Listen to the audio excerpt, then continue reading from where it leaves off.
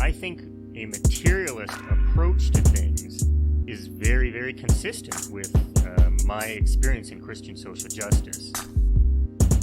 I feel like the deeper I get into anarchist practice, the deeper my faith is getting at the same time. I would hope that, securing means of life for all would be something all people of faith would say, oh yes, that's at the basis of what we believe. Those who are most marginalized know the most about the true, the good, and the beautiful. To me, it's less that I think building class solidarity is a bad thing, as much as it seems like if you don't attend to things like anti-Black racism, that's always going to get in the way of building class solidarity, actually. And when you go back, you find that a lot of revolutionary grassroots participatory movements, the precursors to what you could call the barrio assemblies and these grassroots neighborhood organizations, a lot of these were sponsored by the church. What does it mean to say that the Christian tradition is internally contradictory and there are antagonisms there and you're always being faithful to some aspects and betraying other aspects? Welcome to the Magnificast, a podcast about Christianity and leftist politics. I'm Matt Bernico, the missionary to Tom Nook's Animal Crossing Island. And I am Dean Detloff, the Pope of Animal Crossing. There's got to be one. I can get my encyclical to all your mailboxes immediately. I have been playing a lot of Animal Crossing this week, so that's in my brain hard. If anyone comes to my island, you can come on over. It's fine with me, but you can't curse on my island. But anywhere else. Wow, what fine. a rule. Yeah. You gotta have one rule at least. Yeah, you have to have one rule, and it's don't curse. Please don't chop down all my trees. 2 rules, I guess. How have you been getting by in this quarantine, Matt? It's been fine. I mean, are you talking about Animal Crossing getting by, or just in real life? Either. I can see it's a struggle to distinguish between the two for you at this stage. It's hard. I mean, honestly, they're I think the only way I've been getting through the quarantine is Animal Crossing. So Fair enough. That's the answer. That's it. Yeah. What about you? Man, so my wife and I got these board games and puzzles, and we pulled them all out to remind ourselves what we have, and we started playing them and quickly remembered the ones that we were bored of. And Emily got a 1,000-piece space puzzle, and she started doing that on our dining room table, which I suspect is now rendered unusable for a little while. So we'll see how that goes. If you want to eat, you got to finish this puzzle. That's right. I know it's a real threat. Our cats, I think, are probably also going to be, a big help at night when we go to bed. So we'll see how that pans out. Yeah, good point. They love doing puzzles. That's one thing I know about cats. The one thing you gotta know about cats is they love doing puzzles. Well, we hope that everyone else out there that listens to this podcast is doing really well. I mean, I hope that people that don't listen to this podcast are doing well too. But specifically, unless you're like an ICE officer, in which case I hope you have coronavirus. Yeah, I don't have much sympathy for you, ICE officer. Well, all that's going on in the background, and let's see. If you've been to grad school, and if you haven't, it's fine. I'm not going to suggest that you go. But if you've been there, and you know what you do when you start feeling stressed and scared about the world, you read a big book of theory to detach yourself from all your life's problems. And that's exactly what Dean and I did this week. We went pretty far outside the usual, and we read a book by Bruno Latour named Rejoicing on the Torments of Religious Speech. If you've never heard of Bruno Latour, oh boy, you're in for a treat. He is French. He is pretty old. He is a sociologist of science. He does media theory and philosophy of technology and just, I don't know, religious studies kind of stuff. He's a pretty influential thinker these days. Man, I don't know. If 5 years ago you couldn't spit without reading a book, without hitting a book that he was mentioned in as like sort of a primary author. When I was writing my dissertation, everyone was crazy about Bruno Latour, including me. So we read a book that he wrote about religious speech, and it's a real wild book and pretty fun. And I think it does a good job of kind of explaining the difficulties of talking in religious ways. I don't know, Dean, what do you think about it overall? What can you say? Yeah, it's a really fascinating book. I also read it for my dissertation, so that's the context in which I've encountered Latour as well. But don't be scared off. He does have things that I think are interesting to say. Latour is great because even when you disagree with him, I think it's a sort of productive disagreement. Like, he's not a Marxist, for example, on purpose. Right. So if you are a Marxist, you have to, figure that out. And it's productive to have an argument with Latour on those kinds of things. In terms of religion, I mean, he is sort of, like many French people, grows up in a Catholic sort of context and is trying to sort out what that means. And he's a philosopher of science, so there's all kinds of stuff that feed into that. What's really interesting about this book in particular is Latour is usually, I think, a pretty detail-oriented kind of writer, like very creative, very but like very clear. This book could not be more different. It is lyrical, not clear. The argument is not really even an argument. It's almost like a stream of consciousness. It's written in the first person. It's very sort of meditative, and the idea is that Latour is trying to figure out, is there actually anything meaningful about religious speech, and what is it? What does it mean to talk like a religious person?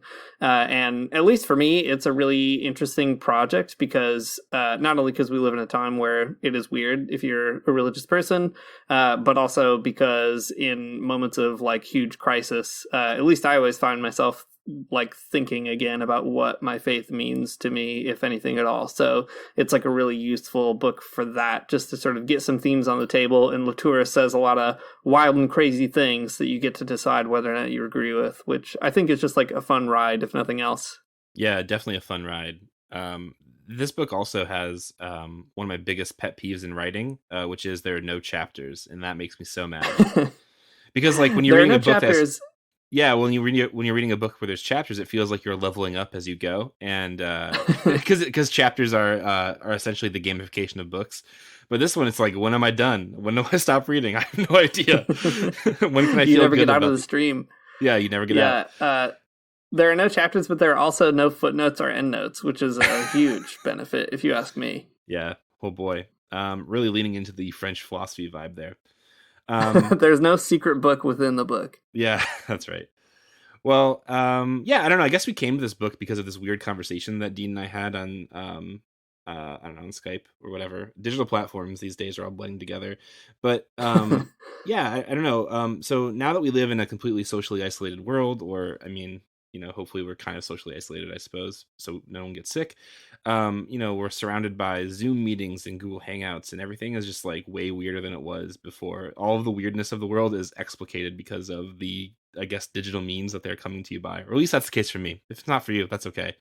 But I was telling Dean this story about this past weekend. My wife and I were doing confirmation classes for the Episcopal Church over Zoom, and it was extremely strange. And like, this isn't my first rodeo. This isn't the first time I've been a part of a church, and I've been through membership classes before, and it's fine. But just like, doing it over Zoom and having your priest stand in his kitchen wearing like a regular t-shirt and like explaining concepts, like theological concepts to you, like the Trinity, on a whiteboard over Zoom is just like, what am I doing? What is this? But like it was so weird because like, we were sitting, my wife and I were sitting here like staring at our computer, and like our child was like running around in the background, and he's like explaining how all the parts of the Trinity are co-eternal and co-equal, and how important that is, and like this big theological concept. And like over and over the priest was just like, okay, does anyone have any questions about this? Do you have any strong disagreements? And like, no, I don't. I don't have any big disagreements with the Trinity. And then he was, he moved on, and he was talking about the virgin birth and like all these kind of things about it. He's like, does anyone have anyone want to push back against this? And it's like, no, I don't. I feel like, first of all, I feel bad, like an uncritical thinker, that maybe like I'm not smart enough to like disagree with the Trinity or the virgin birth or something. But on the other hand, I mostly feel just utterly ambivalent about it and most other theological concepts that kind of come along with it. And I feel like I just accept it without really thinking too much. And as I was telling Dean this, we were kind of talking through it, and all of this made me think a lot of Latour's approach to religion. It's not so much about belief or describing the world or something, but instead religion is about something completely outside the paradigm of agree or disagree. So, asking if you agree with the Trinity is like a stupid thing to ask. Because, like, what does that mean that you agree or disagree with the Trinity or the virgin birth? I don't know. If you're saying like, well, it didn't actually happen this way because it's biologically impossible. Like, well, you're missing the point. It's boring. You're doing it wrong. So instead, in all of this, Latour thinks that religion is about, what materializes when you participate in it. Like, what happens when you say it earnestly or try to say it earnestly or fail to even. Religion and spirituality for Latour isn't like understanding and agreeing with like global warming. Instead, it's like two people affirming their love through language. Which is, I mean, that sounds like a little bit sentimental, but Latour doesn't mean it that way, I guess. It's about an interaction that happens in light of all of the other stuff going around it. It's not something that you just say you believe or you don't believe. It's a lot bigger question that, does something as you say it. And it's a pretty interesting take. So I guess today we're going to figure it out and get into some of this book and try our best to explain what the heck is going on here.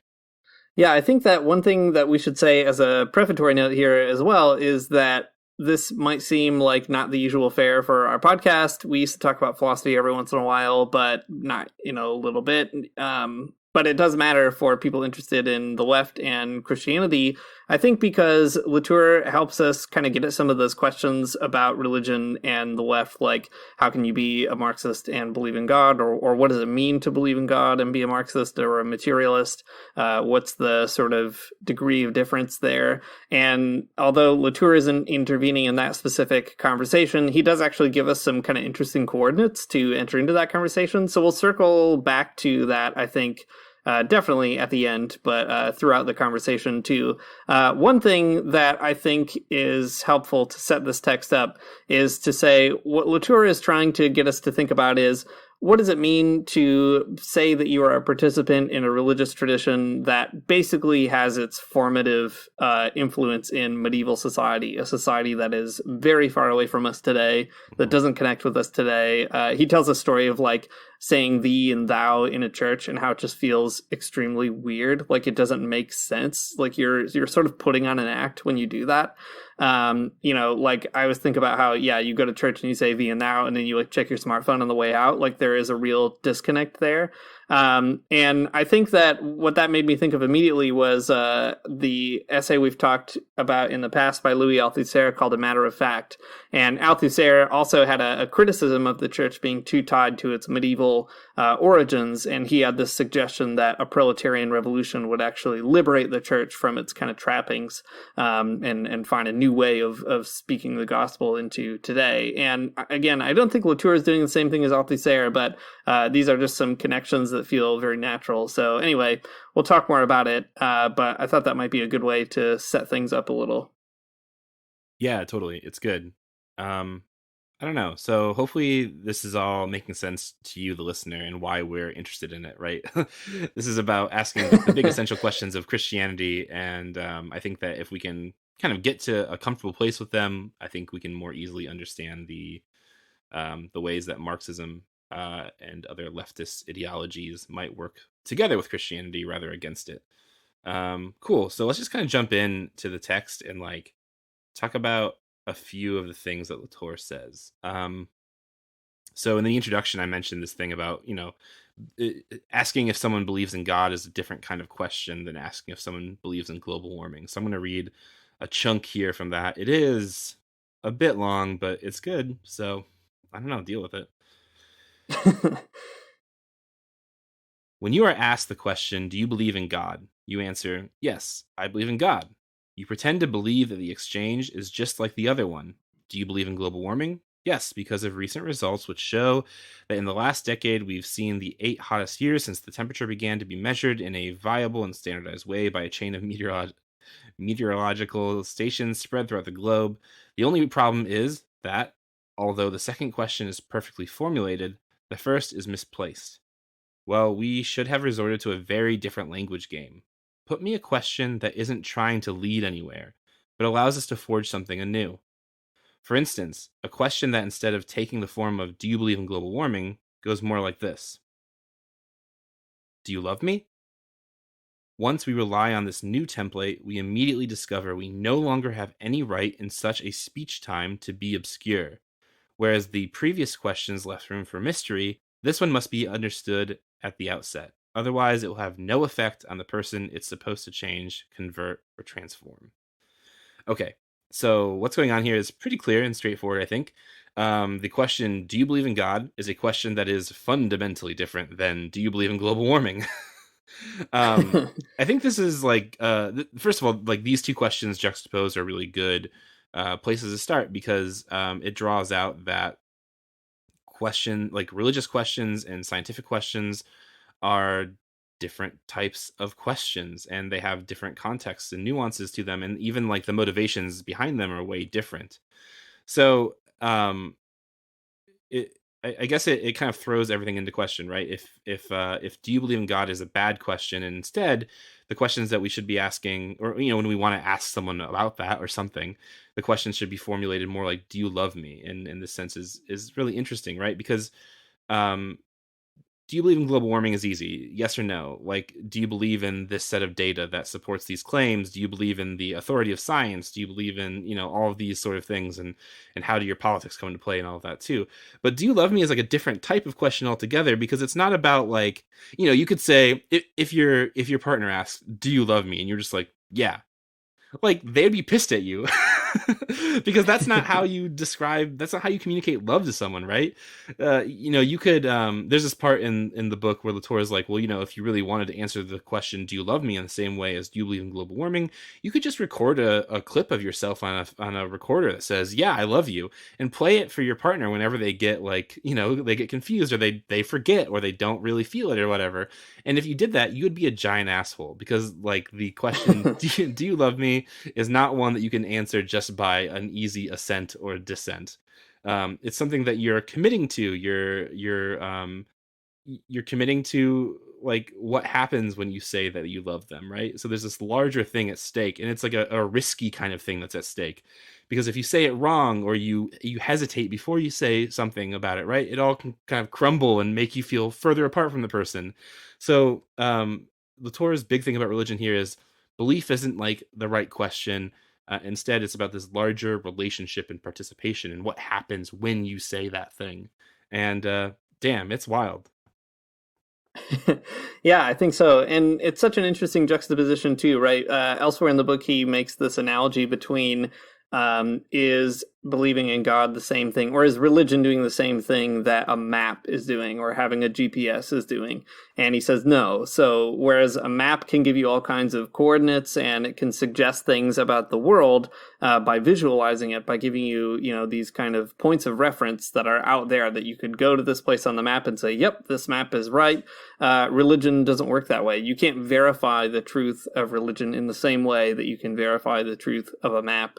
And I think that, Latour isn't very subtle about the fact that I don't think that he believes in God as some kind of, I don't know, entity out there, wherever God might be, right? So I don't know if that's really important to you. Like, the book will frustrate you, but in a good way. But I think that nevertheless, Latour is right about something like that. Like, religious speech is not the same thing as having a map. A map is trying to help you get somewhere that is like specific, but religious speech is trying to change how you move through the world. Like, it is a fundamentally different kind of technology or tool.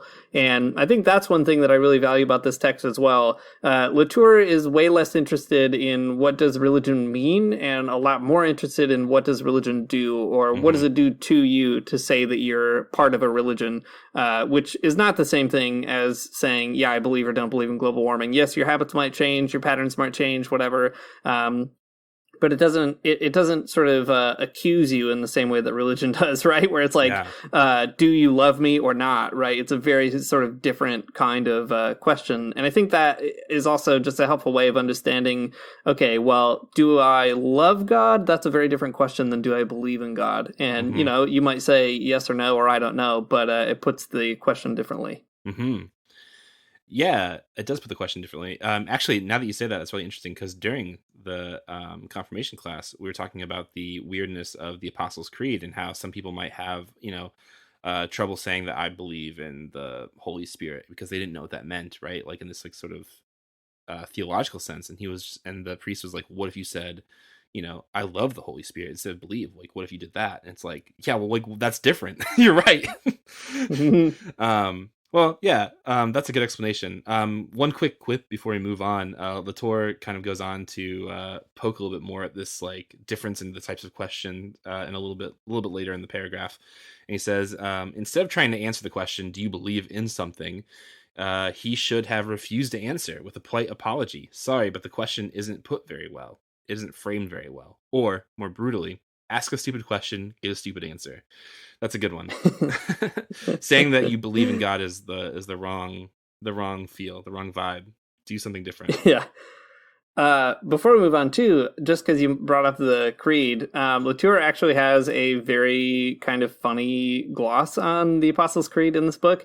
So at one point he says, so he's talking about how like when he thinks of himself in a church or whatever, he feels like he has to make a lot of qualifications in order to believe what he says. Mm-hmm. And he has this like very funny meditation on it where he says, to get myself off the hook, I try to resort to flurries of mental reservations. But what an ordeal. I have to replace what I say out loud.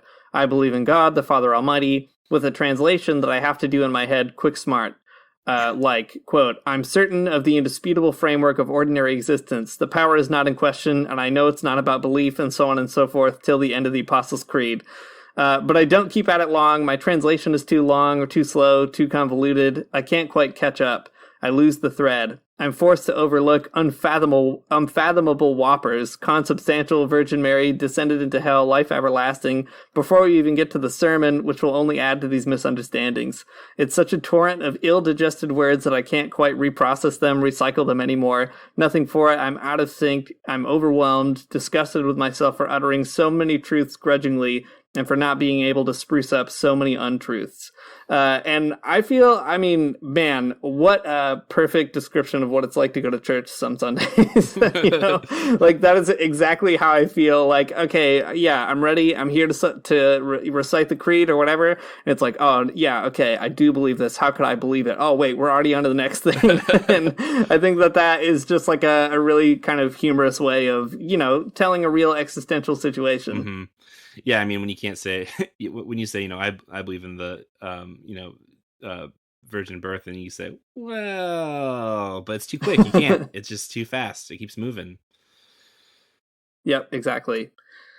Well, maybe we should talk more a little bit about how this works with respect to religion being something that transforms you, right? So, okay, the Apostles' Creed isn't like a map, right? It's not, for Latour, something that is giving you a bunch of reliable sets of data that you can go out in the world and be like, aha, there it is, God Almighty, the Father, the person I just affirmed in church, right? That's not how it works. And he has this really neat way of getting into that by talking about angels. So he says, do a test. Compile a list of everything said by the angels in the Bible. Despite supposedly being tasked with conveying messages, you'll learn next to nothing about anything. The information content of those thousands of injunctions remains close to zero, unless they're turned into clues guiding the erudite labors of linguists, archaeologists, or specialists in angelology. This is because angels do not convey messages. They change those they address. What they transfer is not an information content, but a new container. They don't bring maps offering some hold to be starved of knowledge. They transform their interlocutors. What they convey are not telegrams, but persons. And I think, again, that's just like a really nice kind of poetic, but also true way of explaining what does happen in the Bible, right? Angels show up and they're like, don't be afraid. And yeah, they say like, you're going to have a kid or not. But the real kind of point of angels showing up is to transform the relationships of people in the world to become, the person who could be the mother of God, or the people who could go pay tribute to the infant Jesus or whatever. And I think that's a telling metaphor for what religion is supposed to do. Yeah. I like that last line too. What they convey are not telegrams, but persons, right? That they change you by becoming sort of subject to them. That's interesting. Yeah. When I think about that idea, right, that religion, or here anyway, angels convey not telegrams but persons, I think especially about all that stuff that we've been doing on the Sandinistas lately. So a bunch of peasants in Solentiname get together in church and mass, and they talk about the Bible. And that very act sort of changes them into different kinds of people. If you read a book like The Gospel in Solentiname, which is the record of a bunch of peasants talking about the Bible, you won't get like good biblical exegesis, and you won't get like accurate kind of textual criticism about what the Bible really means or what Christianity really says. What you will get is an interaction with the text that changes the people who are reading it. And that just seems like a really good way of understanding like even the truth value of what religion is doing. Yeah, it's true, right? Like when Loriano or whoever says, the Virgin Mary, they would say that she's a communist. And it's like, textually or historically, no, right? Like that's exactly what every like undergrad Bible professor would tell you. But like what's important is that's the reading that he's bringing to it. And that's also like what he's he's getting from it. And yeah, I mean, Gospel in Solentiname is a great example because it's like it's a moment that these people are like changing, right? Not just they're translating the Bible into their own situation, which I know is like you're not supposed to do that, whatever, but they're doing it anyways because how can you not?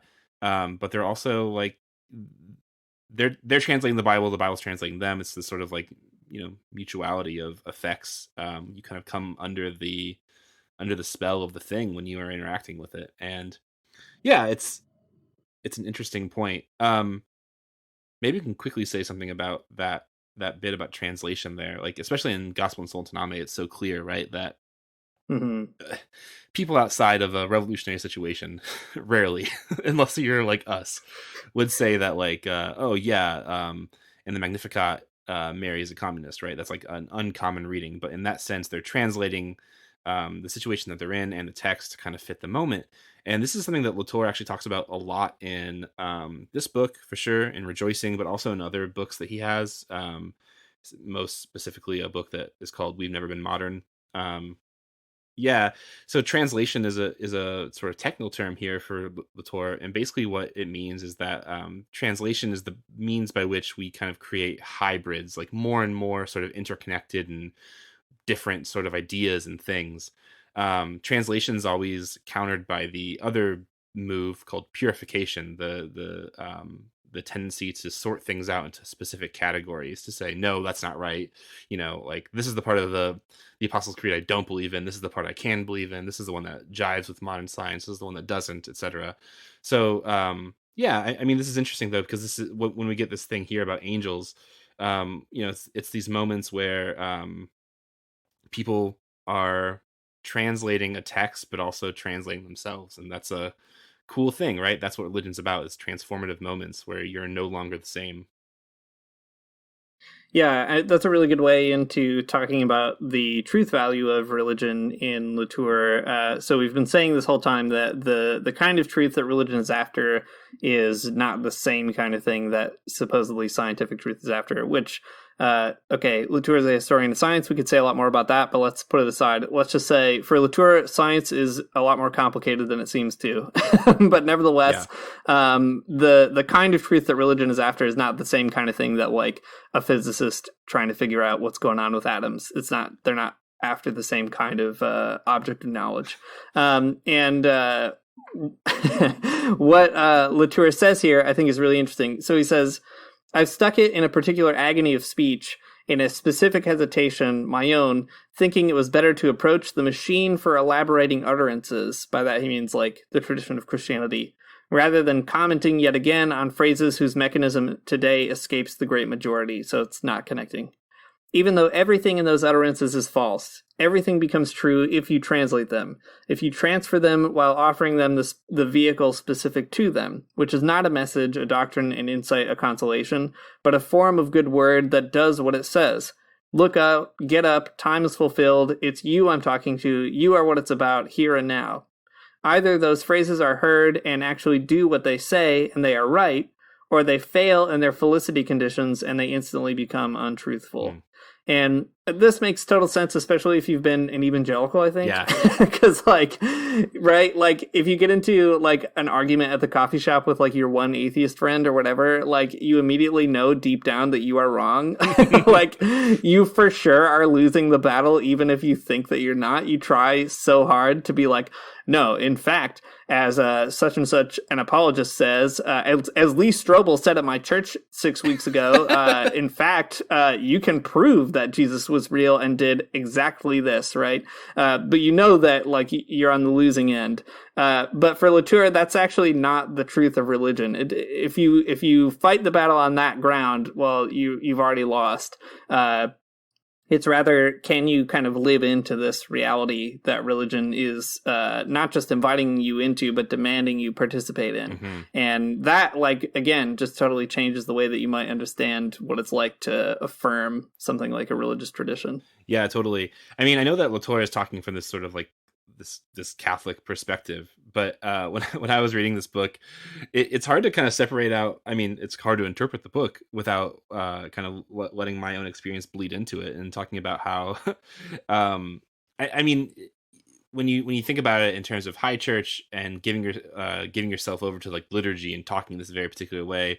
Yeah, I mean, sometimes that works, but like, think of my evangelical background, I would not want to give myself over to that. I would not want to swallow all of that. I don't want to just blindly accept that. Right. There's a type of torment in that type of religious speech I'm not ready to encounter quite yet.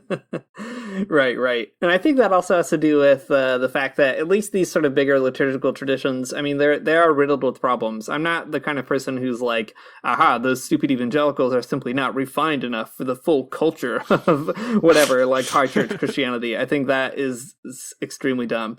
But I think what makes it at least kind of easier for me anyway, as a person who at one time was an evangelical and now go to the Catholic Church where I was also baptized as a kid and raised in and all that kind of thing, is like, walking into mass, you're just like, yeah, everybody knows that, like, there's something kind of bizarre here, right? Like, like, nobody's gonna, save for a few, for sure, outspoken and annoying Catholics, the vast majority of people, if you ask them flat out, like, do you believe in evolution? They'll be like, yeah, obviously. Like, what are you, a crazy person? Like, yeah, of course I believe in evolution. Like, do you believe in the Big Bang? Yeah, we believe in the Big Bang. And it's like, these are things that are sort of taken for granted, even alongside all the absurdities that you do affirm at mass. Mm-hmm. So there's a sort of tacit acceptance that, yes, like, we're trying our best to live into something that isn't a kind of obvious direct one-to-one correlation with the world we encounter outside of the church, which is the opposite of evangelicalism, right? Everything that is said in the church has to be a one-to-one correlation, and if it's not, like, then there's a disaster.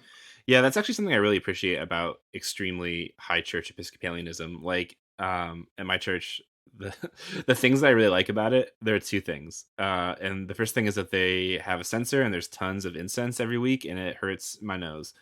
The second thing I really like about it is that the priest, he like sings the liturgy. Like, like I've never seen anyone do that in an Episcopal church before. I mean, maybe other people do it, who knows? But he like sings the liturgy. And I like these two things because they're actually so otherworldly that it's just like, this is a very fun game to be a part of, I guess is how I feel every week. Yeah. Like I'm right. So into this like very bizarre situation that we've created here. And I want to live in this world where we have good smells and a weird song. This is the one I want to live in, rather than the one outside for sure. And there's also like a sermon about like a labor exploitation too, so it's not like cloistered or whatever. But still, I like the aesthetic and the way that works, in the sense of like, yeah, just creating this other sort of moment. Yeah, that's right. I like that a lot too, because I think it just, again, like helps you kind of live into it. I was just rereading a book by one of my professors and the guy who founded the Institute for Christian Studies, where I go to school, a guy named Hendrik Hart. He co-wrote this really interesting book called Walking the Tightrope of Faith. And one of the other co-writers, there's a lot of contributors, but the other main one is this guy named Kai Nielsen, who's a very famous Canadian Marxist. He's definitely a Marxist of a certain kind, but a Marxist nonetheless. And the book is basically like them talking about religion along with some other people, but primarily them.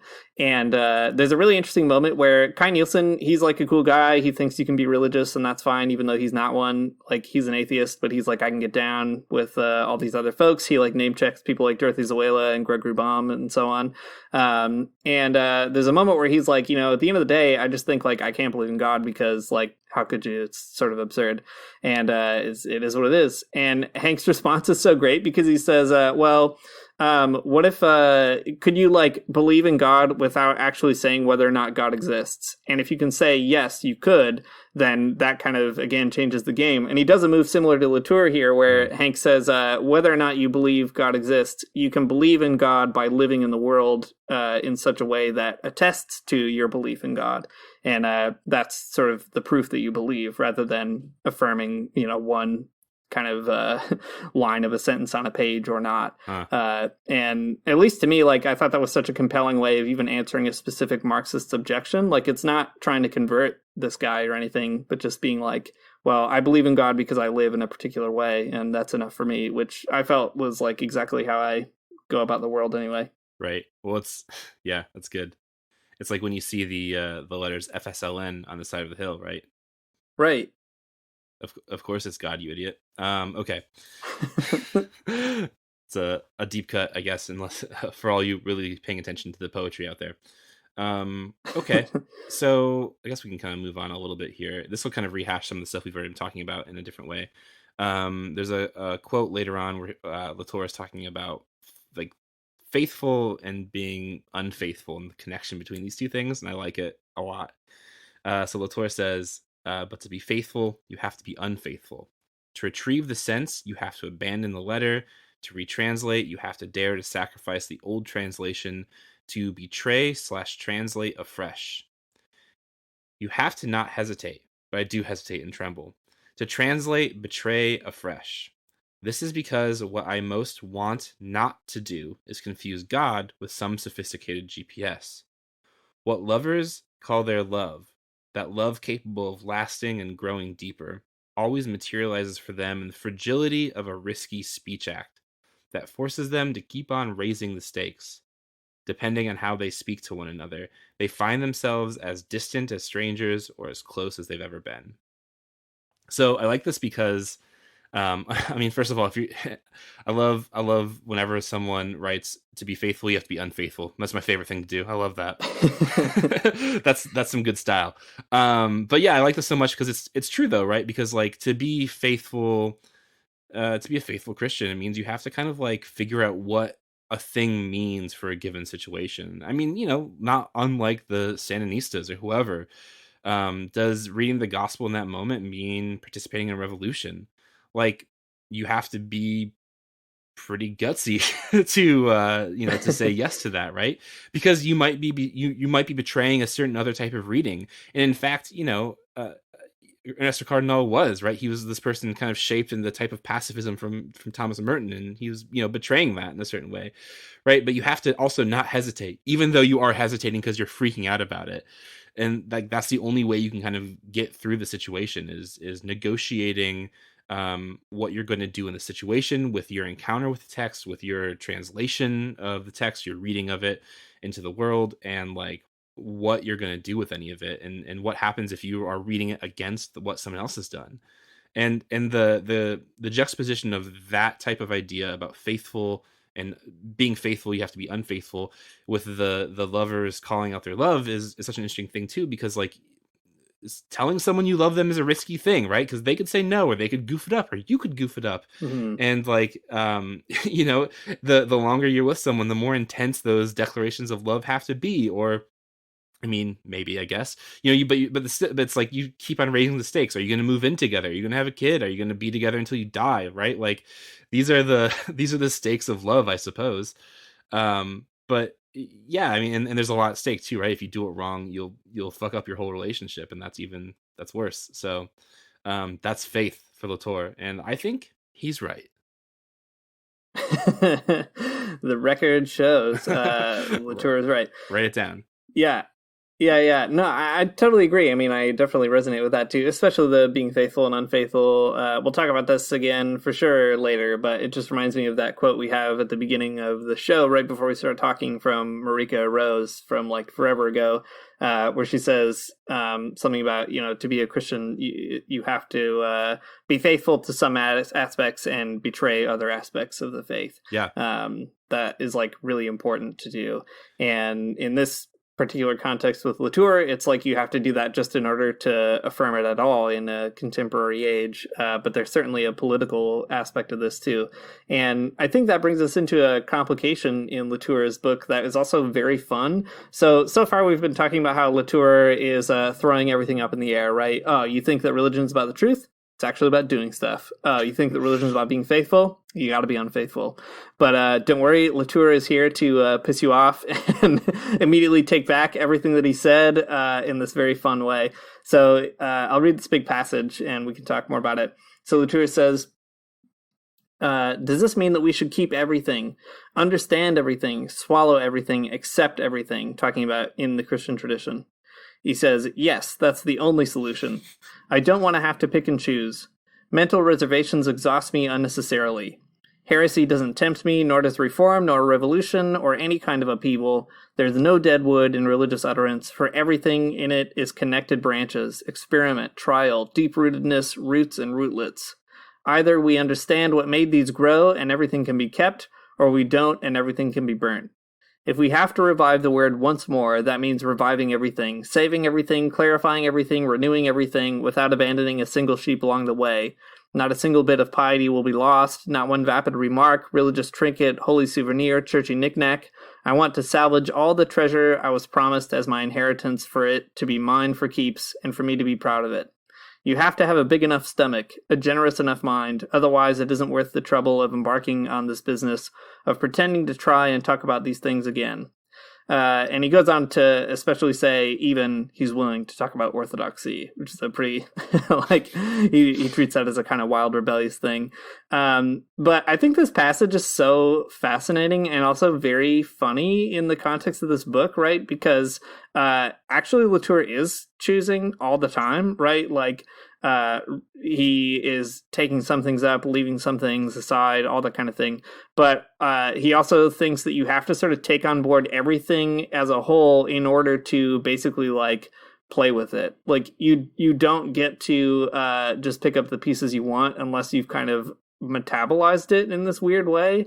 And I'm still trying to make, I guess, what I think about that clear to myself, but there's something that resonates with me. I mean, I am a Roman Catholic, so just by virtue of going to Mass, I feel I'm kind of doing this on purpose every day, even if I don't make that a stated goal. But it's a really neat, kind of complicated passage that I think, again, is like, even if you disagree with it, it's a kind of like frustrating and productive disagreement. Yeah. First of all, just like I like when people say to be faithful, you have to be unfaithful. I like when people do this. Does it mean you have to keep everything? Does it mean you have to understand everything? Do you have to swallow everything, accept everything? And like, you're expecting them to say, no, of course not. But he's just like, yes. I love wholesale affirmations that are unexpected. That's also fun in writing. I like it a lot because, just like what you said, right? You have to, the only way that you can like really pick and choose is taking it all in. There's something really weird and perverse about it, but also kind of like playful, that the only way that you know what's good and like what to do with all of it is if you do take it all in. And I think that's an interesting thing to do. It's also really dangerous. I mean, just like with evangelicalism, right? I mean, like, you have to take it all in. You have to recognize that when you're a Christian, that's a part of like what you got here. It is a part of the inheritance that you have. And I mean, good luck being proud of it, I suppose. But like, it is something that you have to figure out how to metabolize, and something that you have to have a, just like Latour says, you have to have a big stomach to swallow it, because like, it is a vastly different thing than what you probably want to just accept. But it's also, so Latour never really talks about, at least not that I'm aware of in this book, like the extremely negative inheritances of Christianity, which there are many. as we've talked about in this podcast. I mean, evangelicalism being one of them, but also just like the Reconquista, or like all of the Christian coloniality in the world, all of the awful ways Christians have been complicit in racism and misogyny and homophobia, right? Those are things that you have to swallow, and like they're bad, though. I mean, I think that's the part that Latour is leaving out, is that there's a lot of it that's going to give you a big old tummy ache, and like, too bad, this is what you get. Yeah, no, for sure. I mean, we'll talk more about that in a minute, I think, but you're right that there's a severe lack in this book in particular of Latour's attention to the political problems involved in what he's proposing. I always think too, so Latour has this kind of constructivist idea of religion, which I really like, which is that religion isn't just, it's not like a big collection of truths that you say yes or no to. It's a huge network of stuff. It's like smells and people walking around and wearing weird clothes and saying funny things to each other and like living in a pretend world that they say is real, all that kind of stuff. Like that's kind of Latour. That's how he communicates it, right? That it's this big network of just stuff that is always getting put together in these weird ways. That's what science is too. I like Latour. that. So. Yes, exactly. Yeah. And the premise is that we tell ourselves that these things aren't put together, but they are. Mm-hmm. And like, I totally agree with that. But the argument is made even better, I think, by a number of sort of critical religion people. The people I like the most are people like Tal al-Assad or Saba Mahmoud, or these kind of, especially Muslim anthropologists who kind of understand the way that religion is a constructed category. Like, it was made up in modernity for political reasons. It was made up by Christians, and religion has a political history to it that isn't just people kind of, deciding what to do or putting it together, but putting it together for the benefit of some people and the subjugation of other people, mm-hmm. which is a political history that continues to today to basically decide what things are elevated to the status of religion and what things are not, what religions are allowed to be disciplined more severely than others, so obviously like things like Islamophobia or kind of Christian supremacy basically get like swept under the rug in societies that say, well, these are all just religions and we treat them the same. So all that to say, yeah, there's a massive kind of blind spot here on Latour's part for that political side. Yeah. But just the same, like like we've been saying the whole time, right? Even if you disagree with them or find something missing, you can have a pretty productive disagreement. And look, we're doing it. Right. Well, I think Latour does at least try to gesture in this direction, although he unfortunately doesn't drive all the way there. But he does it in a conversation about the church that I really love. This is probably my favorite passage in the whole book. He says, the church does better than being the incontestable repository of the truth, right? That's what he's been criticizing this whole time. It is the contested repository of lies, elaborations, selections, revivals. It is on its machine for producing and discriminating that we need to learn to make connections. Well, this rediscovery can't be made by yourself, but only in a group that is itself endlessly changing circumference, encompassing the whole world or dwindling to nothing according to the intensity with which it discovers the message. And what I like about this is, first of all, that presumption that the church is this contestable repository of all this stuff, people making decisions, revivals, that sort of thing. Even traditionalists have to decide which tradition they want, right? And so that's one side of it. The other is that if you want to negotiate all that stuff, you actually do have to do it in a group of other people. Hopefully you can carve out a group that, is attentive to things like the dangers of colonialism, the Christian construction of race, all that kind of stuff. That's all very important. But you can't just like sit in your room and like decide how you're going to sort out Christianity all by yourself. Like, this is a sort of collective enterprise. And I think it's important to affirm that side of it as well. Yeah, there's no better argument against that sort of like lone wolf Christianity approach than like just being on Reddit for 30 minutes. Right. Go on Reddit, go on Our Christianity, and you're going to find some people who are like self-proclaimed Eastern Orthodox people, and they don't. I've never been to an Eastern Orthodox church, but like their theology is Orthodox, so that's me, right? People who just try to figure it out from afar, and they have no skin in the game. They can't actually. they're assenting to it like it was like it were a GPS or something, but they're just very confused about where they are. Yeah, exactly. That's a good way of putting it. I like this too because you have to read this, I think, almost immediately after reading the needing to have a big stomach bit, right? So, like, Latour is like, you got to swallow the whole thing, and you got to choose the path of, not like the revolutionary or the reformist or being the heretic, but just like sucking it all down and like letting it fuck up your insides for a minute. And I think that is like important, again, to sort of figure out exactly what is Latour saying you need to swallow. And he's saying you need to swallow this thing that is actually toxic. Like, if you want to go back to the sort of food metaphor that he introduces, like, it's not just an incontestable repository of the truth. It's also like, I don't know, it's like a big sandwich where like some of it went bad, but you don't know exactly where, but like you do have to eat it all to beat that fear factor challenge. And before anybody notices, you can go like throw up later if you have to or whatever, but like you got to take it all down. And I think that's like a neat way of putting it. Christianity is the ultimate reality TV show. The fear factor of life. Oh boy. All right. Joe Rogan I said we were going to circle back. He kind of is, if you think about it. I said we were going to circle back to the Marxism bit and also the Marika Rose thing, and I want to bring that in at the end here. So if you've never listened to our episodes with Marika, you super should. She's very intelligent and just a great speaker in addition to being a really great writer. And she has this book called A Theology of Failure. And in it, she basically kind of makes not the same argument that Latour makes, but one that I think helps us out, where she argues, you've got to like take it all in. It's not enough for Christians to kind of be like, oh, I'm not like those other Christians. I'm a true Christian, the good kind. And instead she's like, well, actually, like, you kind of can't really be innocent in this world, especially if you're a Christian. And so all you can really do, the best you can do, is propose a theology that knows it will fail and expects to do that. I think there's a piece of that sort of resonates here. And then again, the Marxist piece with someone like Althusser is to say, well, if you wanted Christianity to speak once more to this world, you would have to fundamentally have a certain kind of revolution within Christianity, one that wouldn't just throw it all out, just like Latour is advising against, but one that would nevertheless try to sort out, well, what isn't being heard and how could it be heard anew? And I think that Marxism actually gives you a really good way of kind of sorting that stuff out.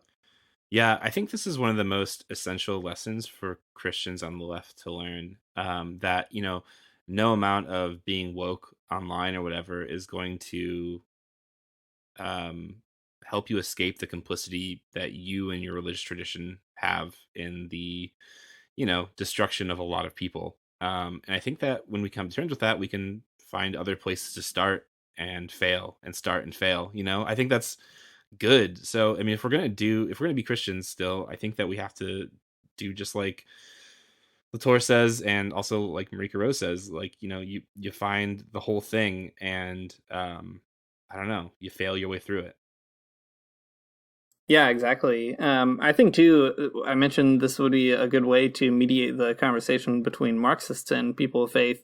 It helps to sort that bit out, too, because Marxists often, the bad kind of like reactionary, okay, that's a bad word to use. The knee-jerk is what I mean.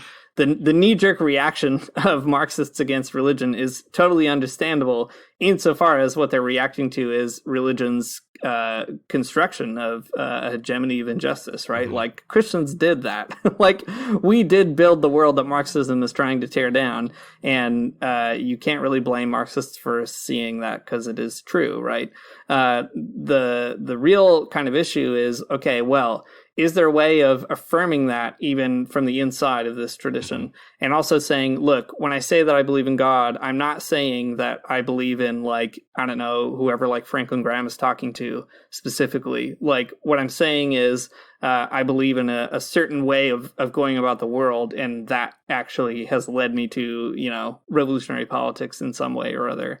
And I think it's just like a good way of kind of mediating what you are and aren't saying necessarily by saying you're a person of faith. What you're saying is, do you love or do you not love God, rather than do you believe in, I don't know, a God with X, Y, and Z attributes. Yeah. And that changes, again, the tenor of the conversation. Yeah, totally. I mean, it's a way different thing to say that you believe in the ontological argument for God's existence than you believe, like, you love God, or you're going to like do the things that Jesus does, or do the things that the prophets did, or whatever. Those are two different things altogether. One is very circle jerky and one is like flipping over tables. So there you go. We've done it again. One more philosophy book on the old Magnificast bibliography. It felt good to read some philosophy again. It's been a minute, man. Yeah, I agree. It's just a great way of passing this awful quarantine time by sitting down, reading a weird French guy talk in the first person with no chapter breaks for over 100 pages. Doesn't get any better than that.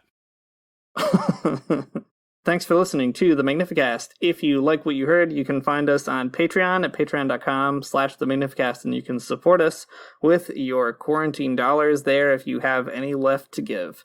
We also have a new sticker on our Redbubble. It's a sticker of Ernesto Cardenal, and you can also get him on a t-shirt. I doodled him again under quarantine. The quarantine is really just bringing out my creative side, I guess, doodling around on my computer. What else?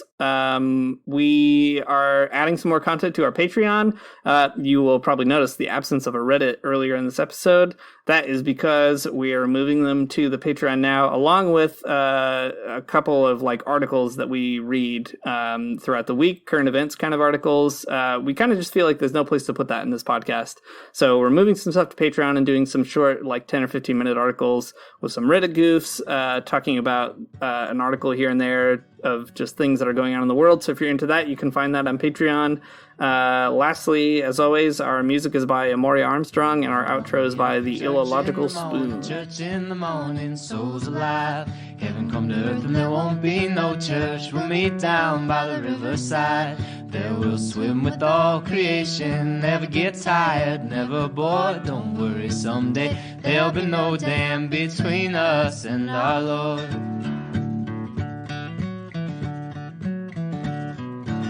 Jackson, keep your hoods up. Well, keep your hoods up and you stay up late. In Jackson, you keep your hoods up. Well, you keep your hoods up and you stay up late.